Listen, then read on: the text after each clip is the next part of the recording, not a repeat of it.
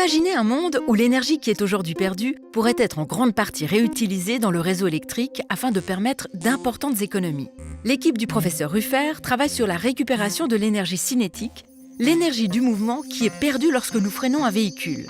Il met au point des systèmes qui permettent au train de consommer moitié moins d'électricité.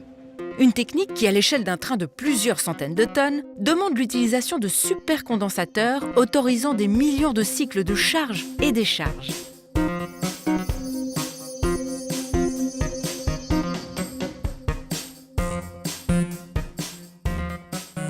Donc une rame de train telle qu'on la voit ici, elle est caractérisée par une masse extrêmement importante. Une rame, pour sa mise en vitesse, il faut l'accélérer, il faut des moteurs de propulsion extrêmement puissants. Alors lorsqu'on met une masse aussi importante en mouvement, une fois qu'on a atteint la vitesse maximale de cette masse, on se retrouve avec une énergie cinétique importante. Une rame comme ça roule à environ 200 km/h et cette énorme masse, à cette vitesse, elle a donc acquis cette grande énergie cinétique. La façon la plus simple de freiner, c'est d'actionner un frein mécanique. Un frein mécanique, il aura le désavantage de transformer cette énergie cinétique accumulée en chaleur. C'est donc une puissance qui est totalement perdue.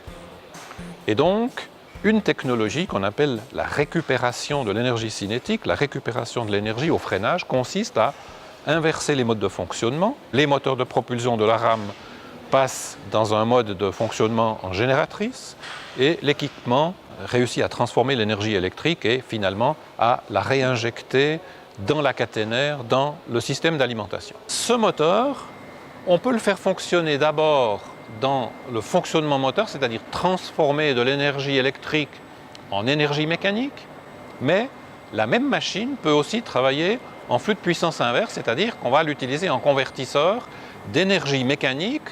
Cette énergie mécanique, on la récupère du véhicule en descente ou du véhicule en décélération.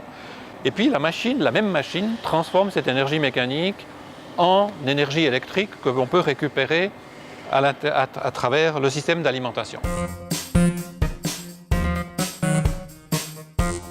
Les trains et les métros consommeront de moins en moins d'énergie grâce à l'ingéniosité de chercheurs qui contribuent à la préservation de nos ressources énergétiques.